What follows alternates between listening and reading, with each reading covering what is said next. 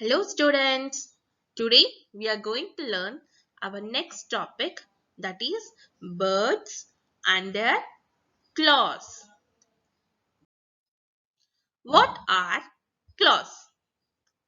Claws are long curved nails present on the feet of the birds. Did you ever observe? The claws, the long nails that are attached to the feet of the birds are known as claws. Let's study about them now.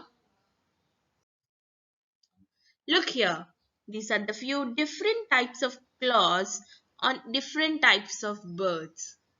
These claws are used for climbing, for holding the foot, for protecting themselves, and perching and swimming. So, these claws help the birds by doing many types of functions like climbing, holding the foot. The claws help the birds to protect themselves from enemies by perching and by swimming. First, we will learn about birds of prey. These birds, like vulture, eagle, and hawk, have strong and sharp claws. These claws help the birds to firmly and tightly hold the prey when they are flying.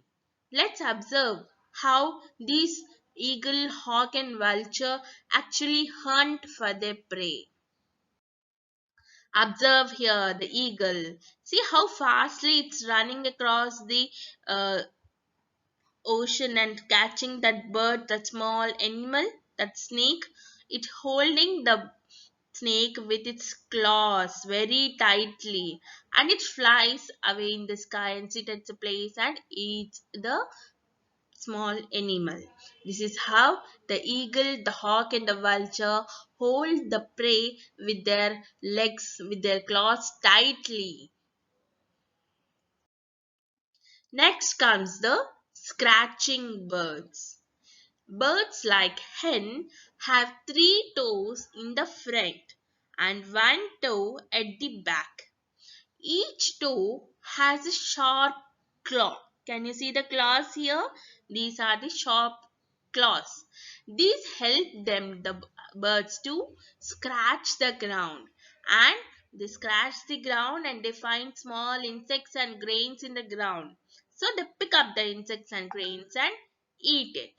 So these toes help the birds like hen to scratch the ground, pick up few insects and grains from the ground and eat them.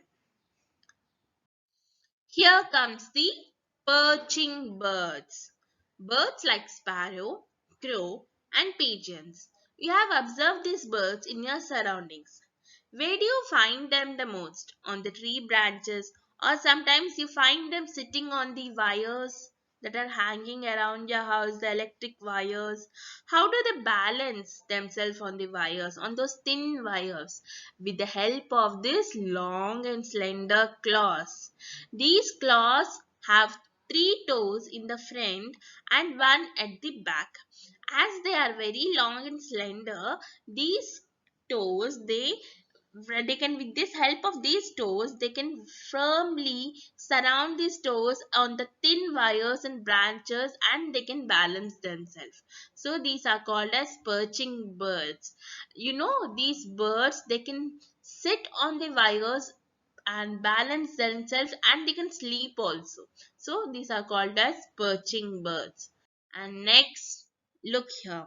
How the small sparrow has wrapped its toes around this thin wire. So it has encircled itself on the small wire and it's balancing itself. Here comes the swimming birds. What are swimming birds? Duck, penguin, swan, all these are the swimming birds. They can swim on the surface of the water. But how? With their webbed feet. What are webbed feet? The thin layer of skin is attached between the toes of these birds. So this thin layer of skin helps them to paddle and push the water back. In that way, the birds can swim. Let's observe their feet. Look here. The bird has three toes and there is skin attached between all the toes. These are called as webbed feet. So with the help of this feet, they can push the water back and the bird can move front. You observe the bird swimming here. This is a duck. Next comes the wading birds. Birds like crane, jacana have long legs and widespread toes. These widespread toes helps them to walk in shallow water and mud. As they are wide, they can balance their complete body on their toes as they are very wired. You have other examples like crane, egrets, flamingos, herons, ibs, rails, spoonbills, and storks. Let's observe these birds. Look here, how the crane has long legs and its widespread toes. How the toes are widely spread. See, it's completing, it's just consuming the complete area on the and it's balancing its complete body on those toes only. Those are very widespread, right? So let's observe the other birds.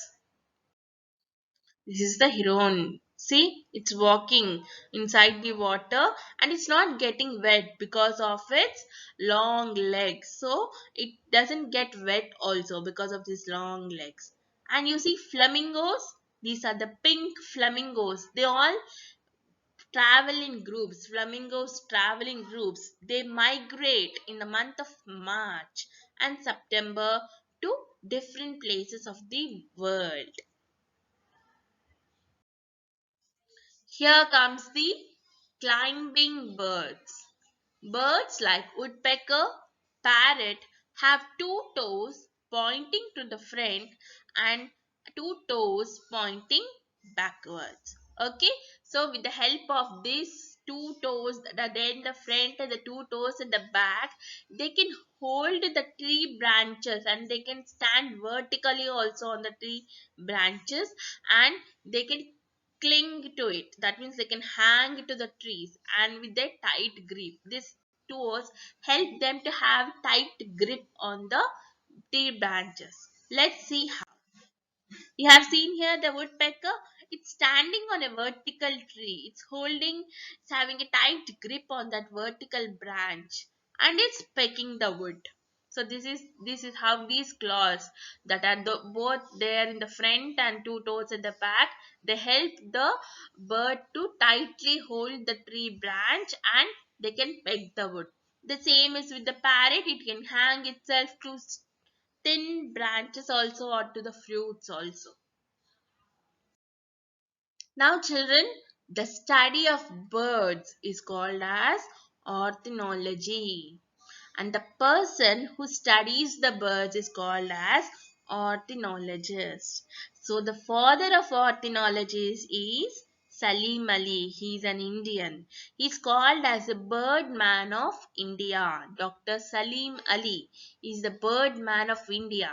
He has written many books on birds. He has observed the birds in different areas. He has taken photographs. He has observed how they live, how they behave in this environment. And this is he is a famous ornithologist. And the study of birds, the bird science is called as ornithology. Thank you. Do subscribe and like my videos.